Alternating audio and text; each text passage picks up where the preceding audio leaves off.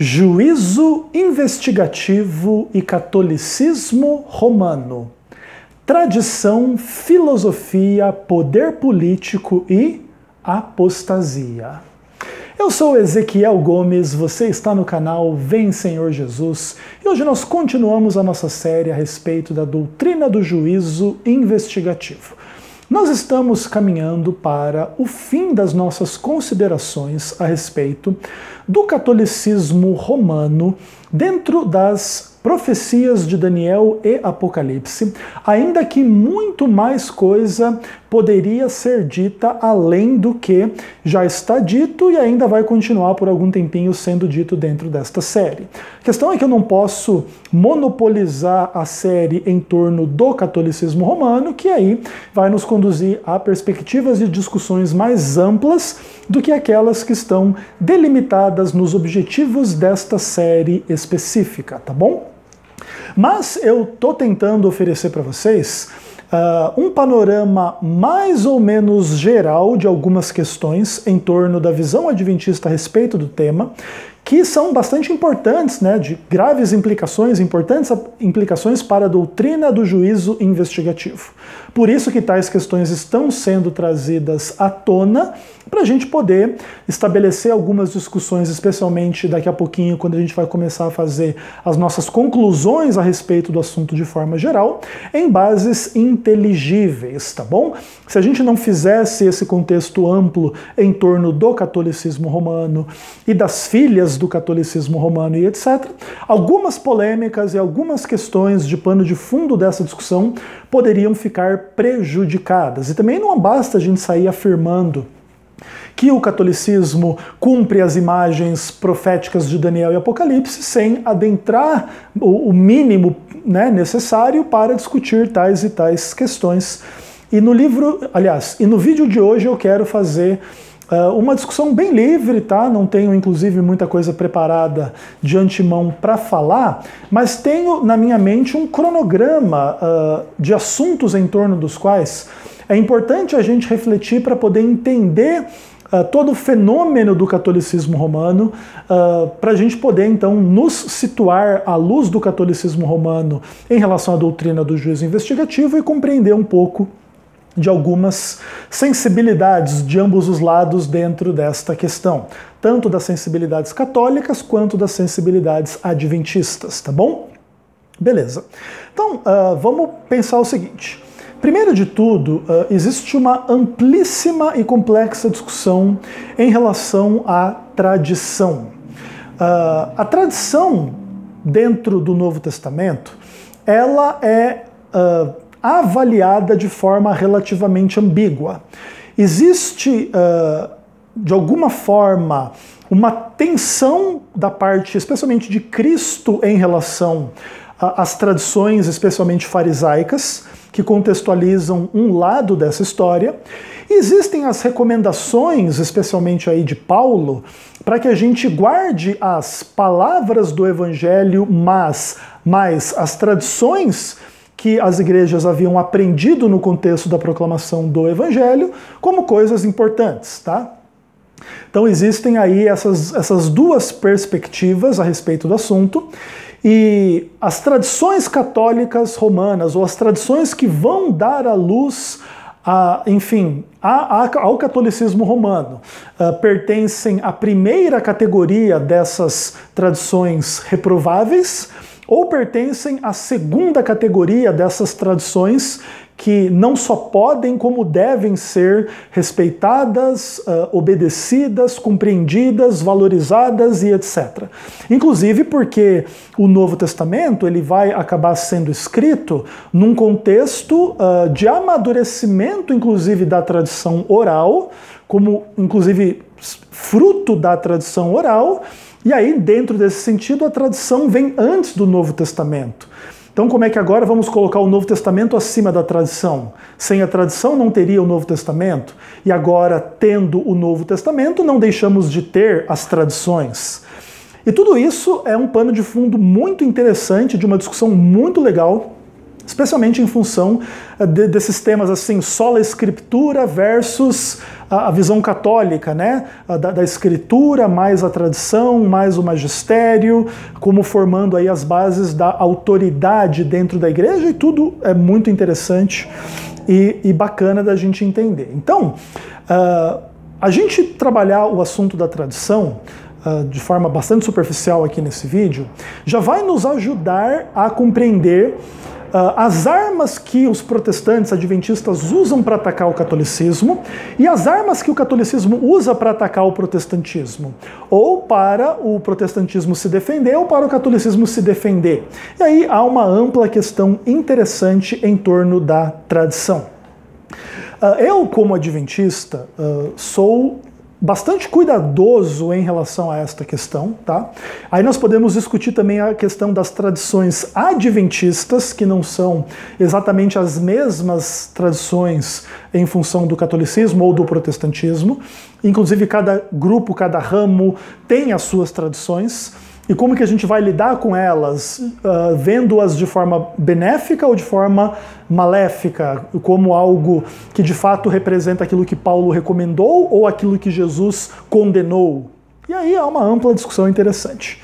Mas, respeitando a ampla discussão, gostaria de dizer que é meu direito ter lado dentro desta discussão, e o meu lado é parcial, em vistas de que, na minha visão, na minha interpretação deste amplo fenômeno, as tradições católico-romanas muitas vezes se chocam com a palavra de Deus, e nisso em que elas se chocam com a palavra de Deus, devemos avaliá-la negativamente à luz da palavra de Deus, em harmonia com as repreensões de Cristo em relação aos fariseus, de uma forma geral, que contextualizam um pouco dessa discussão. Aí a gente vai para o texto clássico de Mateus capítulo 15, e toda a discussão em relação ao mandamento divino, honra teu pai e a tua mãe, e os fariseus e etc. tinham ali as suas formas de burlar de alguma forma essa honra devida ao pai e à mãe, inclusive no contexto de auxílio financeiro, sustento e etc. E agora dedicavam ao templo, à igreja, à sinagoga e a Deus aquilo que deveria ser dedicado ao sustento e auxílio financeiro dos pais. Porque, naturalmente, oferecer o dinheiro na igreja, no templo e etc. daria mais status social e religioso ao fariseu do que ajudando seu pai e a sua mãe. Tá? Então, nesse ponto, o fariseu preferia ajudar o templo e a causa de Deus e deixar o pai e a mãe desamparados, inclusive em contextos onde não existe aposentadoria, um monte de questões, né, do mundo antigo aí. A gente chama de Novo Testamento, mas estamos falando de um texto, de uma realidade de 2000 anos atrás, né? Então tudo isso é bastante interessante e contextualiza um pouco as críticas de Jesus, e ele fala assim, né, no verso 7 do capítulo 15: hipócritas! Bem profetizou Isaías a vosso respeito, dizendo: esse povo honra-me com os lábios, mas seu coração está longe de mim. Em vão me adoram, ensinando doutrinas que são preceitos de homens. E aqui Cristo, então, fala, não adianta nada essa ortodoxia toda, e essa preocupação toda com a religião, com o templo, com Deus, e com a palavra, e com a pregação, e com a missão, se você nega com isso o próprio mandamento de Deus. E aí você honra a Deus com os lábios, mas seu coração está longe dele, e você está adorando a Deus em vão, porque você ensina doutrinas que são preceitos de homens. Eu entendo que essas palavras em grande medida se aplicam ao catecismo da Igreja Católica.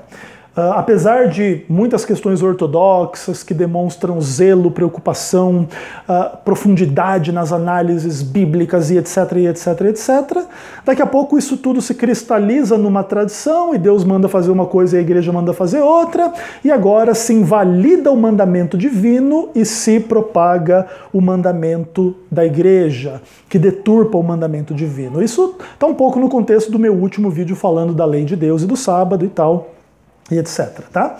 Então, essa questão é importante, mas isso também contextualiza uma coisa que é bom a gente entender, que tem que ver com a força do catolicismo romano, e isso tem que ver também com a força da tradição. Tá?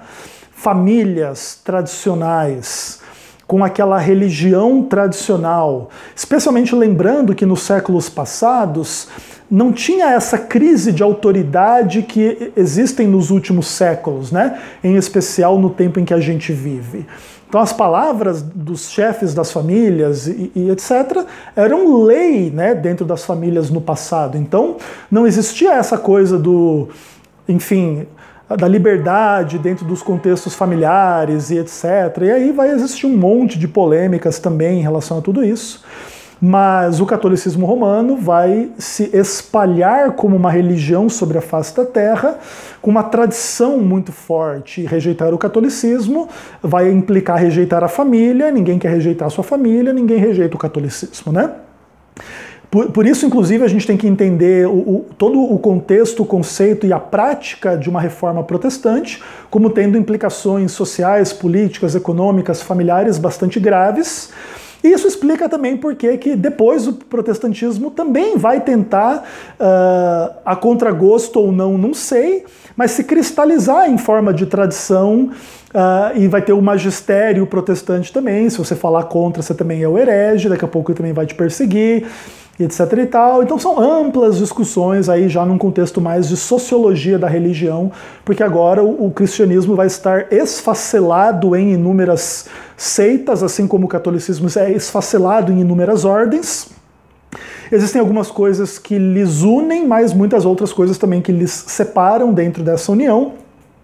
E tudo é bastante interessante, tá? Mas é importante todo mundo compreender o fenômeno da tradição dentro dos lados positivos e negativos, para a gente poder começar a compreender um pouco, né, das próprias discussões em torno do juízo investigativo. Daqui a pouco o adventismo está pregando uma doutrina cuja implicação é ir contra a tradição católica, e isso pode ter inúmeras implicações nos contextos sociais, familiares e políticos dentro das áreas onde o adventismo vai pregar a sua mensagem, e naturalmente vai haver a reação das tradições dentro aí do clero, dentro das famílias, contra a visão adventista, e assim como o adventismo vai atacar a visão católica vai atacar a visão adventista. Isso é absolutamente normal e compreensível.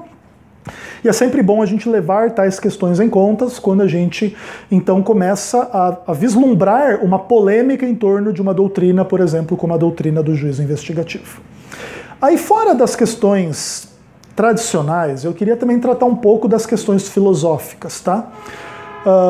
Os primeiros cristãos que, de alguma maneira, estão envolvidos na polêmica a respeito de quando, como exatamente surge um catolicismo e depois um catolicismo romano. Os primeiros cristãos, eles tiveram que pregar o evangelho num contexto muito adverso em relação à fé cristã da parte de judeus e gentios, tá? E eles tiveram que argumentar contra judeus e argumentar contra gentios, mas dentro de uma linguagem que fizesse sentido aos judeus e aos gentios.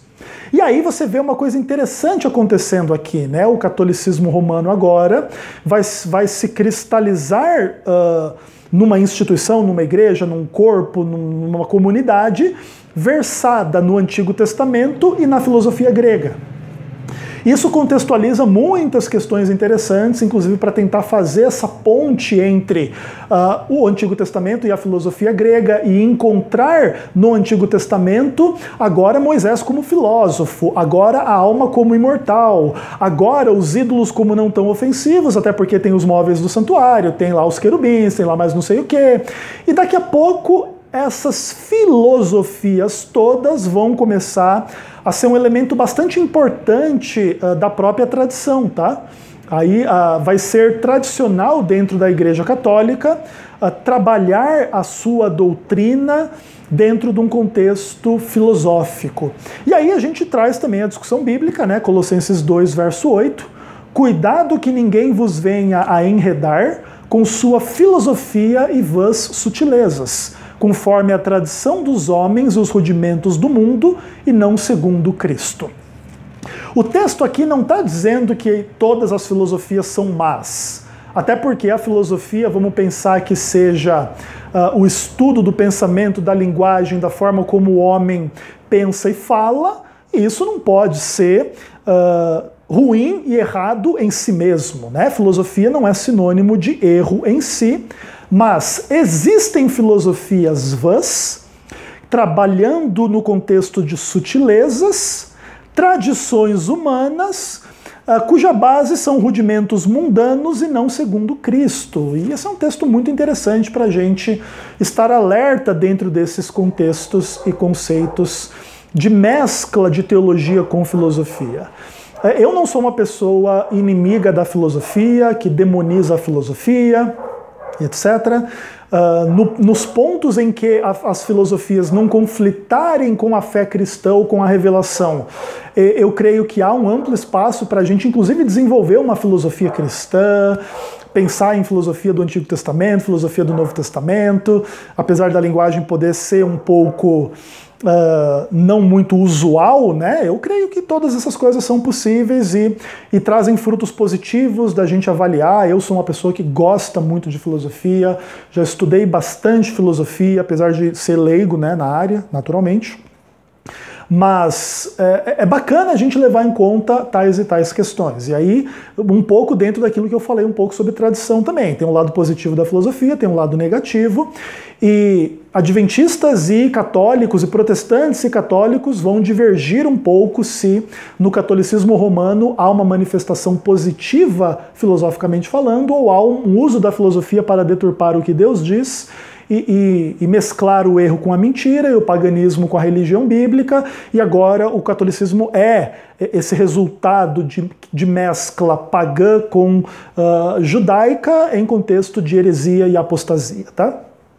Pelo menos dentro da visão protestante e da visão adventista.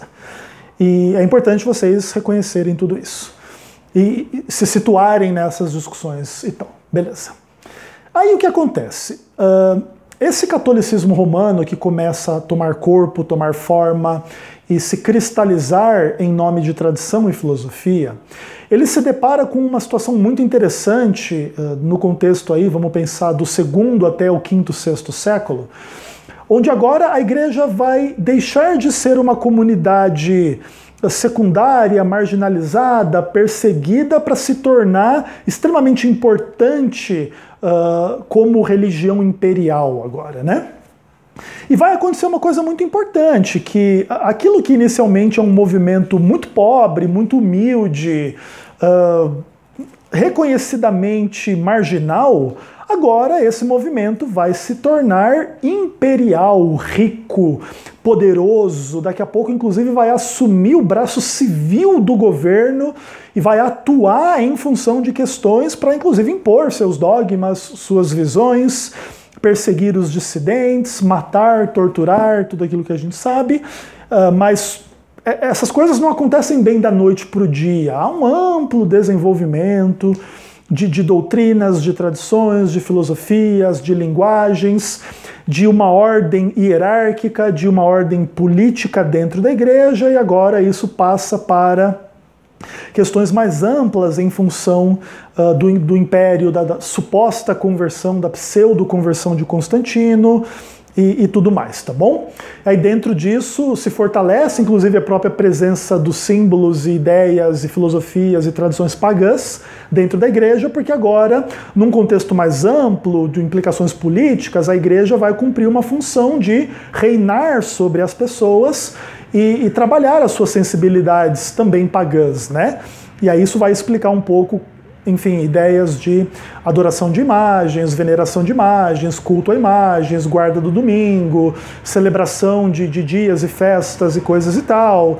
E aí é nesse contexto que vai se dizer que Jesus nasceu em 25 de dezembro, e um monte de questões, tá? E antes que alguém pergunte, eu não sou contra a observância cristã do Natal, ainda que reconheçamos que essa não é a data do nascimento de Cristo, e aí, por convenção social e tal, não creio que haja nenhum dolo ou culpa da parte de quem celebra o Natal, mas aí também entendo a sensibilidade de quem não celebra, não gosto dessas discussões pode, não pode, mas existem amplas discussões aí a respeito desse tipo de coisa também, tá? E agora, enfim, o movimento que inicialmente é bastante humilde, bastante obscuro, bastante marginal, vai se colocar nos centros de poder, e dinheiro e prestígio do mundo, tá bom? Aí a gente lembra um pouco aí de, por exemplo, 1 Coríntios 1, versos 26 a 29, Paulo fala, né?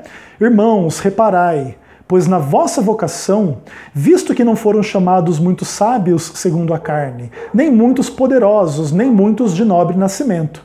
Pelo contrário, Deus escolheu as coisas loucas do mundo para envergonhar os sábios, e escolheu as coisas fracas do mundo para envergonhar as fortes. E Deus escolheu as coisas humildes do mundo e as desprezadas e as que não são, para reduzir a nada as que são, a fim de que ninguém se glorie na presença de Deus. Paulo está refletindo num contexto onde a igreja é muito diferente do que viria a ser e do que é, por exemplo, hoje, né? Não sei se Paulo se sentiria muito em casa ou à vontade numa basílica de São Pedro, né? Sinceramente falando, digo que acho que Paulo não se sentiria exatamente em casa, tá?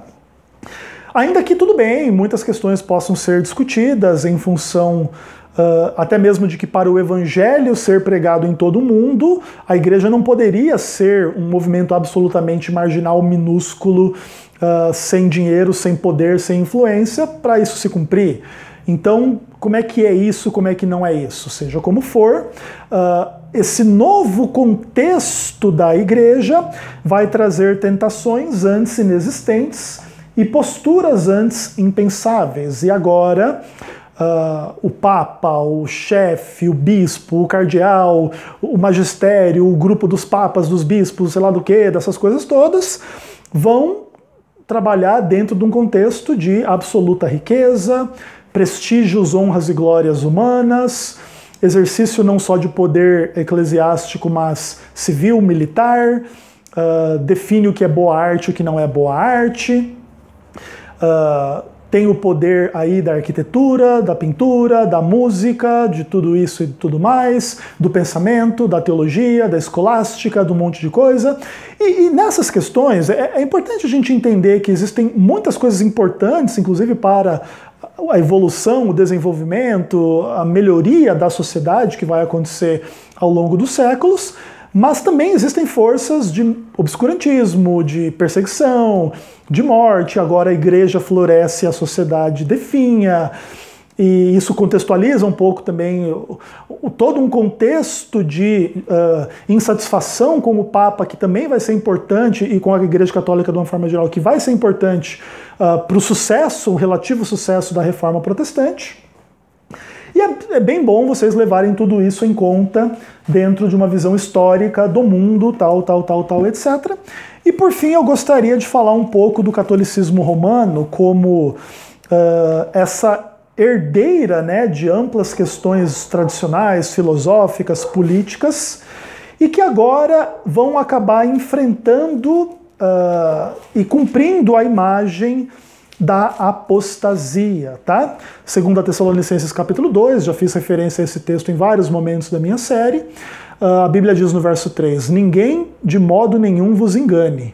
Jesus não voltará, a segunda vinda não acontecerá, sem que primeiro venha a apostasia e seja revelado o homem da iniquidade, o filho da perdição. Ele se opõe e se levanta contra tudo que se chama Deus ou é objeto de culto, a ponto de assentar-se no santuário de Deus, ostentando-se como se fosse o próprio Deus.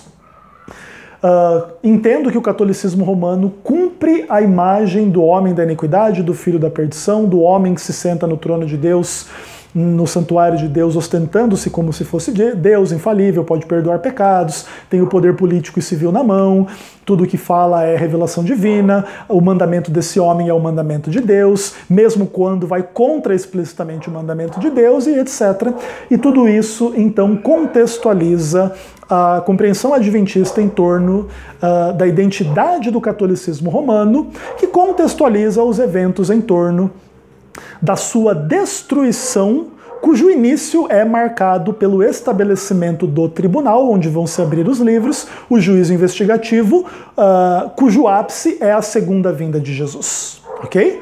Então é importante vocês entenderem esse quadro amplo para poderem compreender a visão adventista, as sensibilidades adventistas em relação ao tópico. Naturalmente, se nós formos discutir tais e tais questões, à luz dos prismas católicos, protestantes, adventistas e etc., nós vamos gastar o resto da nossa vida com essas discussões, porque aí existem inúmeras questões, os pais da igreja, a tradição, o sola escritura, os reformadores. Os reformadores, de fato, reformaram e purificaram e melhoraram a igreja ou simplesmente criaram uma dissidência e esfacelaram o cristianismo e fizeram muito mal à igreja cristã, e agora a gente tem o grave problema da falta de unidade cristã, em função da qual Jesus Cristo orou na sua oração sacerdotal. E muitas questões vão ser contextualizadas na discussão em torno desse assunto. Seja como for, creio que as considerações que aqui fiz são suficientes para contextualizar a visão adventista para que ela seja compreendida, ainda que nem todos venham a concordar com a visão adventista, e discordar é normal também, tá? É normal a gente discordar do catolicismo, do protestantismo e de um monte de coisa, e é normal também que esse monte de movimentos e pessoas e coisas discordem de nós também. Todo mundo tem que ter bastante ciência da liberdade de cada um ter suas tradições, suas filosofias, suas visões políticas e suas questões religiosas de uma forma geral, onde vão se defender em função de serem corretos e verdadeiros, e os outros é que são apóstatas e mentirosos, e vice-versa. E aí existem as inúmeras questões sociológicas em torno da discussão do juízo investigativo. Beleza? Então, eu creio que a partir do vídeo que vem eu já posso fazer um panorama mais ou menos geral e conclusivo em função das imagens apocalípticas e mais especificamente do livro do Apocalipse e de Daniel em relação a tudo isso e juízo investigativo. E aí então, no vídeo depois do próximo, já posso começar a oferecer as minhas conclusões um pouco mais gerais em função do que de fato é o juízo investigativo e etc. Tá? Inclusive, lembrei aqui. Antes disso, né, de oferecer as conclusões, preciso trabalhar uma questão muito importante, que é o que tudo isso tem a ver, possivelmente, com as noções de contaminação do santuário celestial, para poder vir o juízo celestial como a purificação do santuário de Daniel 8,14, dentro da visão adventista, santuário do céu, que começou a ser purificado a partir de 1844 e cujo purificar só se completará ao final do milênio de Apocalipse 20, tá? Então isso também é muito importante a gente colocar. Se o catolicismo vai ser o chifre pequeno e tudo mais, a gente vai precisar entender, então, será que esse chifre pequeno tem parte ou não da contaminação do santuário?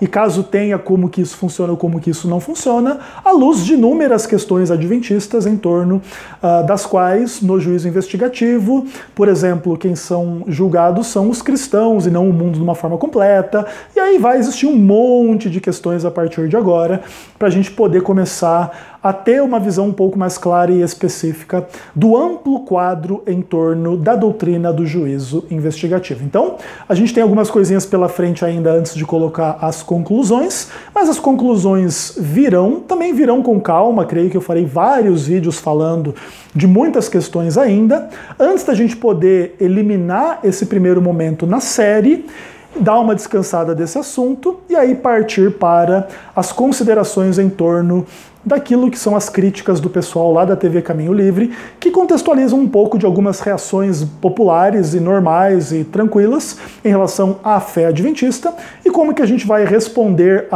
às principais questões, as questões mais interessantes em torno do assunto. Beleza? Então, vamos lá, que acho que está ficando interessante para vocês terem essa ampla visão do assunto. Então até o próximo vídeo, se Deus quiser.